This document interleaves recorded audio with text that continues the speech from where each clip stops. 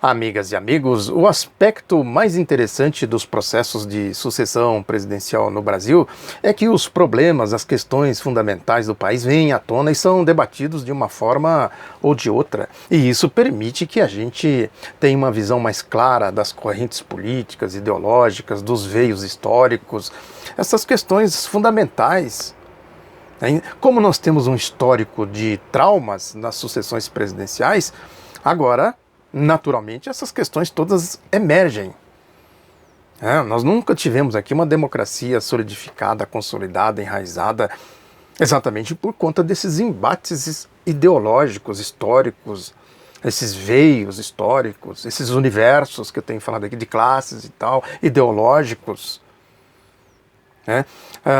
Agora, por exemplo, como nós estamos num processo golpista, é outro golpe da nossa história, naturalmente a história dos golpes vem à tona, principalmente esse agora mais recente, de 1964. Está aí em debate, sim. Este livro do Hugo Studart, por exemplo, Borboletas e Lobisomens, isso é uma operação limpeza, comentei aqui em vídeos passados, para limpar a sujeira que foi feita lá na guerrilha do Araguaia, os facínoras, esses grupos da bandidagem que atuou nos porões da ditadura, nos doicode, etc. O livro do Hugo Studart, repito, é a continuidade dessa operação limpeza, para varrer os vestígios das atrocidades da guerra suja que foi movida ali contra os guerrilheiros e contra a população local. É para varrer. Desapareceram com os corpos os desaparecidos, com os vestígios, com os documentos, os arquivos da ditadura. O livro do Hugo Studart é isso aí. Agora, não é só o livro, porque o livro teve repercussão, eu falei aqui, é preciso desmentir esta mentira deslavada, porque ele deu entrevista no G1, Portal do Globo, esteve no programa do Pedro Bial, da Rede Globo, e usou os meus livros, do Maurício Grabois e do Carlos Nicolau Danieli, para fazer as suas manipulações, para fazer a Operação Limpeza. Eu falei desse aqui, algumas vezes aqui, do Carlos Nicolau Danieli, o que foi assassinado pessoalmente, o Ustra, Coronel Ustra, coordenando as equipes que assassinaram ele, 4 dias de torturas no doicode de São Paulo.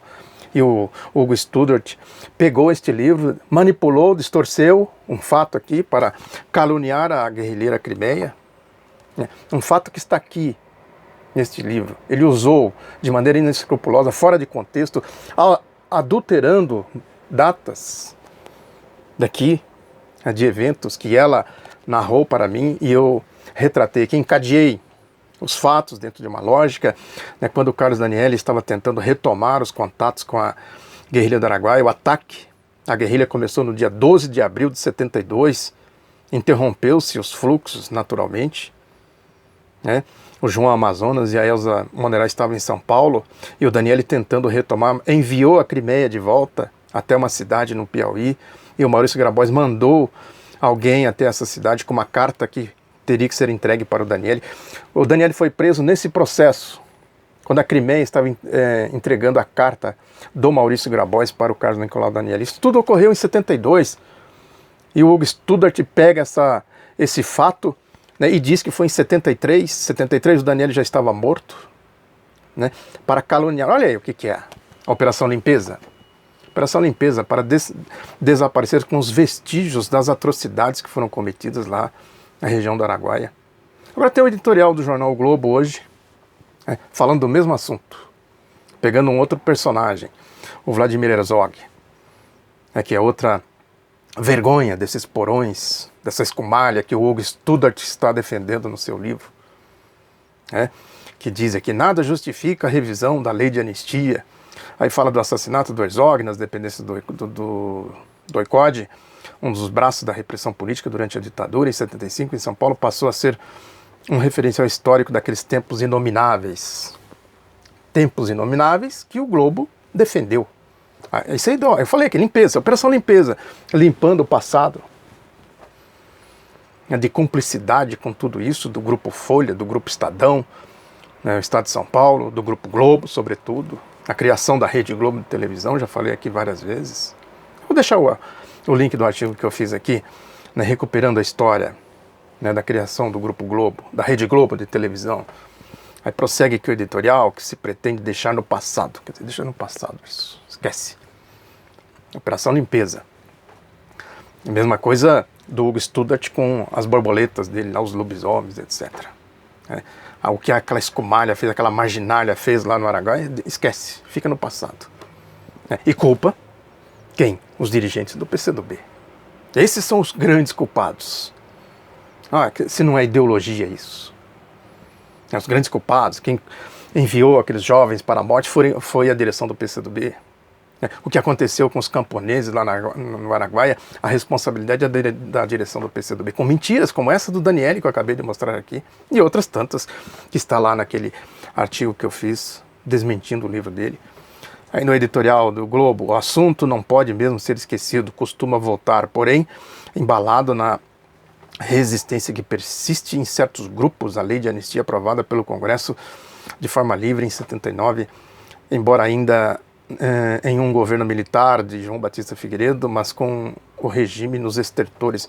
Eu estou escrevendo uma outra biografia de um preso do DOI-CODE. Pesquisei muito DOI-CODE. Voltei a pesquisar, né? Já tinha pesquisado aqui para o livro do Daniele, para esses dois aqui, Grabois e Pomar. Estou finalizando uma outra biografia. Estudei muito essa questão da lei da anistia. Não foi bem assim como o Globo está dizendo aqui. A tal da anistia ampla, geral e restrita.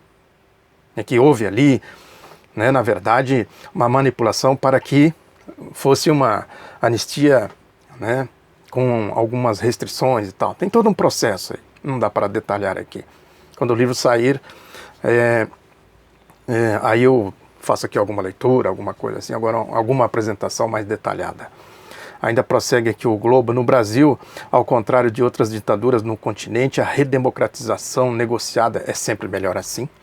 Envolveu amplos espectros da oposição e da sociedade em geral, o que concedeu à mudança do regime elevada dosagem de legitimidade. Olha lá, Operação Limpeza aqui, ó. Apagar o passado, não teve guerrilha do Araguaia, não teve resistência democrática, né, a luta armada na cidade, no campo, tudo decorrência de dois veios que se encontraram ali e se condensaram naquele processo. Não houve nada disso. A resistência à ditadura militar, o Globo desconsidera, porque o Globo estava do outro lado, está do outro lado ainda até hoje. A Ditabranda da Folha, lembram da Ditabranda? A Folha não foi uma ditadura, foi uma ditabranda. A ditadura foi no Chile, no Uruguai, na Argentina. A meia-culpa do Grupo Globo. Conversa, papo furado. A lógica das ditaduras. O Brasil foi fundamental aqui na militarização da região do Plano Truman, daquela história da Escola Superior de Guerra de 1949, a expansão do regime norte-americano pós-Segunda Guerra Mundial.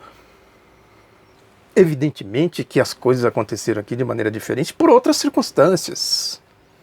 Se precisasse, eles fariam a mesma coisa que eles fizeram na Argentina, fizeram no Chile, fizeram no Uruguai, fizeram em outros lugares. A Guerra Suja, fizeram no Araguaia. A condensação do que eles fariam numa escala muito maior aqui no Brasil foi lá no Araguaia. O que eles fizeram no Araguaia.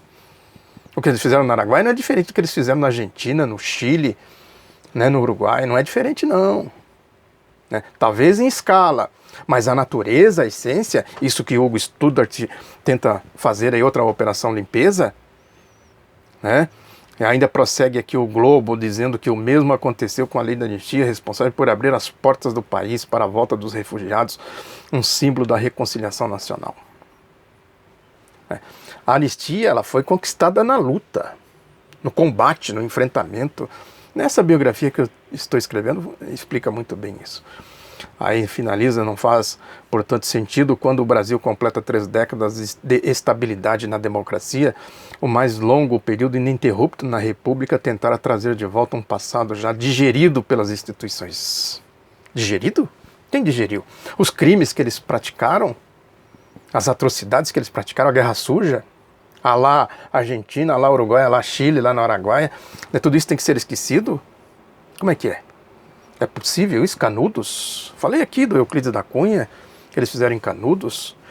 Eu falo sempre dos explicadores do Brasil, Quem quiser entender a natureza do que aconteceu na Araguaia tem que ler Euclides da Cunha, para entender o Brasil.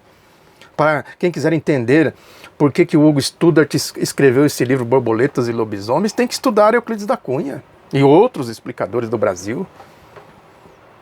Né?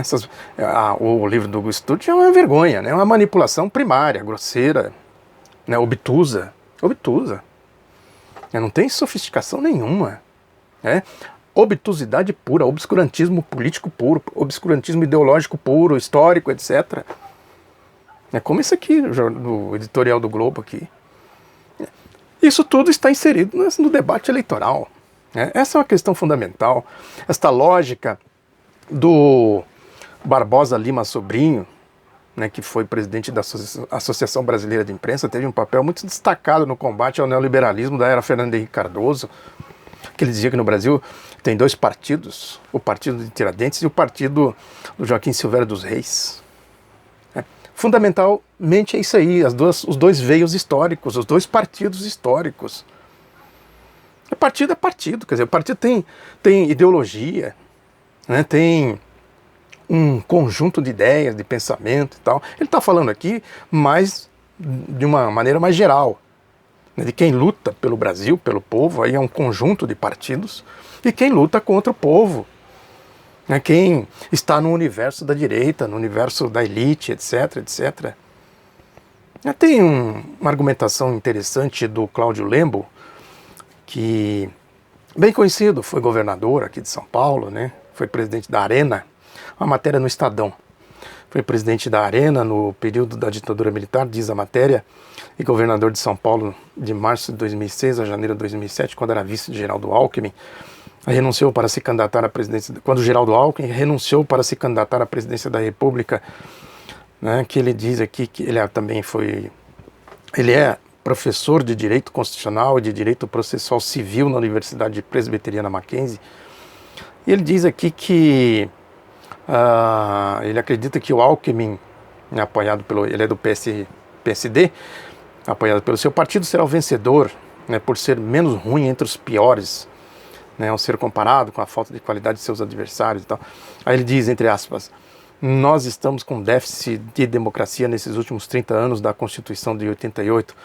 Passaram-se 30 anos e não fomos capazes de criar novas lideranças para o jogo político. O Brasil tornou um deserto de ideias. Aí ele fala que também é importante a posição dele, né, que ele fala da prisão do Lula, diz que é ilegal, né, diz que é uma prisão completamente fora da lógica, né, do Estado Democrático de Direito e tudo mais. Né, ele também fala aqui de falta de nacionalidade, que ele diz aqui é patético constatar a venda de todas as empresas nacionais e não haver protesto nenhum. É uma falta de nacionalidade imensa e isso pode levar a risco a explosão de um candidato fora do sistema. É um risco, inclusive, para o Alckmin. Aquilo que eu falei aqui. Eles vão com o Alckmin, vão com o Bolsonaro, né? Leva os dois para a direita e o centro, né? Que é essa linguajar deles aí. Manipulação fake. Leva os dois para o segundo turno e lá o Alckmin derrota o Bolsonaro. E se o Alckmin não entrar na lógica deles aqui, ó, da nacionalidade aqui que o Lembo fala, se não entrar na lógica, o Grupo Globo vem anunciando isso, tem falado aqui, coluna do Merval Pereira, editoriais e tal.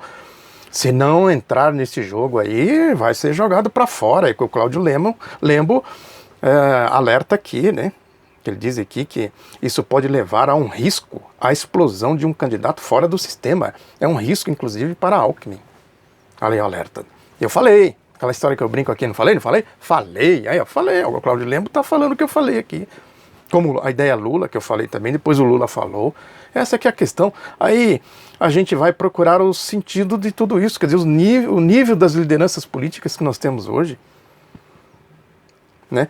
Tem nível ou não tem nível? O de melhor nível está preso, está fora de combate, tira de circulação.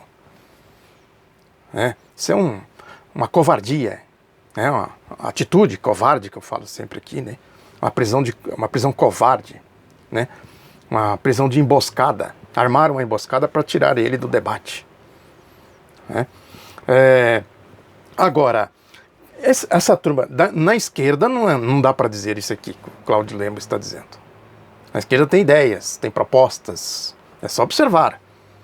É do Ciro Gomes ao Boulos, Manuela Dávila. É o Lula, fundamentalmente o Lula. Dizer que não tem ideia para o Brasil, não tem proposta para o Brasil. Conversa fiada. Agora, da direita é isso aí. Né? Por quê? É o nível da mídia. A mídia, por acaso, é melhor do que esses candidatos aí? Dessa turma da direita? O nível da direita é isso aí. A bancada lá do Roda Viva, os entrevistadores lá da Globo News, né? O comportamento aí da mídia de uma maneira geral, os editoriais, os colunas, a rataria pretoriana midiática é diferente do comportamento dessa turma da direita, trogloditas como Jair Bolsonaro, e trogloditas aí nessa rataria pretoriana, o que não falta, tem falado aqui de Josias de Souza, de antagonista, de Merval Pereira, de Miriam Leitão, trogloditas. Tem intelecto assim, funcionando, encadeando as coisas. Ciro Gomes esteve na Globo News ontem. Uma vergonha, passaram vergonha lá, né? O Ciro Gomes passando cala a boca naquela turma. É fácil passar cala a boca nessa turma, é medíocre.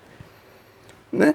Não é, nem sei se pessoalmente eles são medíocres, mas eles têm que ser medíocres, porque fora da mediocridade eles saem do mundo fake, da ficção, da subjetividade, etc.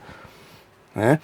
E o Globo, por exemplo, né, tem uma análise, dá com manchetona grandona assim, né? O Globo faz essas coisas. De um tal de Paulo Celso Pereira, que nem sei quem é. Fala do acordo do PSB com o PT. Olha aí. Já vão desqualificando essa questão da unidade. Não é à toa, olha aí o jogo como é duro, pesado, sujo, né? Guerra suja. Que diz aqui que acordo com o PSB mostra que PT virou máquina de moer aliados. Desde 89, o Partido dos Trabalhadores atropela qualquer nome que tente ameaçar seu poder na esquerda brasileira, e a dinâmica externa da legenda replica a atuação interna de Lula. Pura calúnia, pura difamação. Né? O PT conquistou isso aí, o direito de ser a principal força política no campo da esquerda. Pode criticar o PT do que for, crítica honesta, estou dizendo, não essa crítica lavajatista de corruptos, de inimigos ideológicos do povo, né, de outra ideologia. Essa ideologia medíocre aí, de que fala o Cláudio Lembo e tal, que eu acabei de comentar, que é um nível mídia, não é essa crítica. A crítica honesta. PT merece, sim, muitas críticas honestas. Né, menos essa aqui. Essa aqui é a crítica daí dos trogloditas. Né, desconsiderando os veios históricos, né, como as composições políticas foram se formando e tal, a projeção da liderança do Lula, do ex-presidente Lula. Isso a gente vê melhor no editorial do jornal Estadão, que diz: Lula é sim inelegível, o título. Aí apela para quem? Luiz Fux, o cara lá do Globo, do Grupo Globo. Só desligar aqui um pouquinho que o telefone tocou aqui. Do Grupo Globo, né, Luiz Fux, conhecido aí daquele conjunto de ministros, né, do Grupo Globo, que, segundo o Estadão, o Luiz Fux deu declaração para o Estadão. Por que ele tem que dar declaração para o Estadão? Olha aí a falta de seriedade. Ele que fica falando aí de fake news, criou aí um pacto. Os partidos têm que assinar lá um papel para combater a fake news. Olha ele com fake news. O rei da fake news. Né? Como diz aí, alguém disse, né, o topete da Globo, né, do Grupo Globo, que diz aqui que ele teria dito, foi taxativo ao afirmar ao Estado que, aspas, o candidato condenado em segunda instância já é candidato inelegível. Ele é um candidato cuja situação jurídica já está definida. A lei da ficha limpa impede ele de concorrer, portanto ele é inelegível. Agora, tem uma pendência. O Lula não foi condenado em última instância. Quem vai resolver esse problema aí? Quem? Raimundo Nonato? Dizem aí, a mídia está dizendo que o Fachin diz que quer que o STF julgue o Lula antes do dia 15, alguma coisa assim, né? Agora, como é que é o negócio? Tudo isso não é manipulação, não é jogo sujo? Não é fake news? Não é o mundo fake, o mundo da ficção, o mundo da ideologia da direita?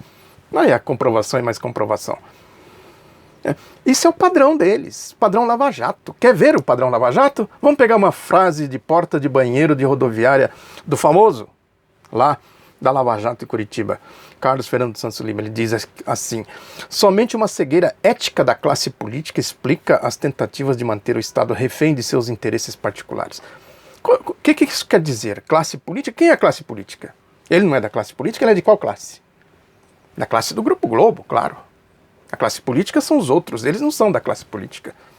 Deltan Dallagnol, outra frase, deixa eu ver se essa é uma frase só. né, de porta de banheiro de rodoviária que ele escreve. Ele publica, está no Facebook deles, estou pegando de lá. A fonte é essa.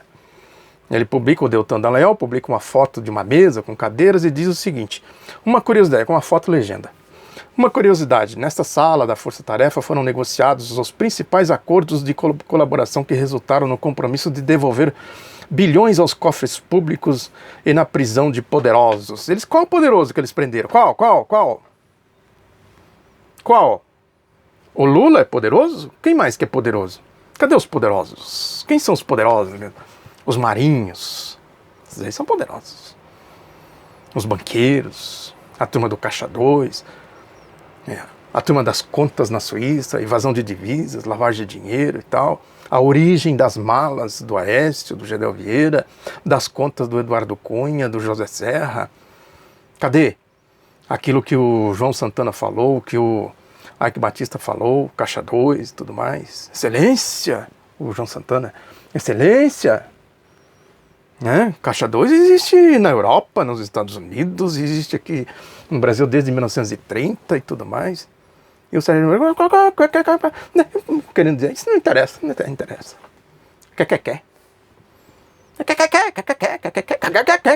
É um que não acaba mais. Mas sim, mas nós queremos a essência, o mérito. Olha a mediocridade de onde vem. Olha o que é a mediocridade. Olha o que é o que.